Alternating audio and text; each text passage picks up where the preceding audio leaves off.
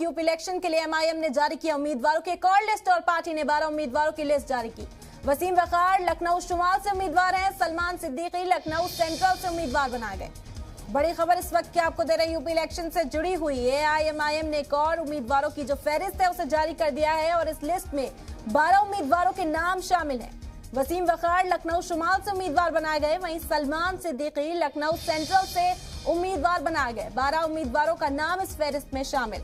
और तफसीली बातचीत करने के लिए हमारे नुमाइंदा अमर हुसैन इस वक्त हमारे साथ जुड़ गए। अमर, एक और पार्टी ने लिस्ट जारी की है, एमआईएम की जानिब से 12 उम्मीदवारों की लिस्ट है और इसमें हमने देखा कि 3 गैर मुस्लिम नाम भी शामिल है। एक तरफ तो असदुद्दीन ओवैसी मुस्लिम वोट बैंक को अपने पाले में खींचने की कोशिश कर रहे हैं, दूसरी तरफ ये दूसरी हिकमत अमली भी देखने को मिल रही है। किस तरह से देखा जा रहा है? बिल्कुल इरम, देखिए ये 7वीं लिस्ट है एआईएम की और लगातार जिस तरीके से एआईएम अपने उम्मीदवार उतार रहा है और लखनऊ में उन्होंने खास तौर से जो आसिम वकार हैं उनके मुख्य प्रवक्ता भी हैं, तर्जुमान है और काफी एक वरिष्ठ नेता के तौर पर देखे जाते हैं। उनको लखनऊ के विधानसभा पश्चिम क्षेत्र से उनको टिकट दिया है, जहां पर खास तौर से समाजवादी पार्टी और बहुजन समाज पार्टी की जो दावेदारी है वो काफी मजबूत मानी जाती है, तो उनको भी टिकट दिया है और वो भी अब इस दौड़ में शामिल हो गए हैं। साथ में जिस तरीके से 12 और जो प्रत्याशी हैं, 12 टोटल जो लिस्ट में नाम है, तो उसमें 3 गैर मुस्लिम भी उन्होंने ओवैसी ने खास तौर से रखे हैं और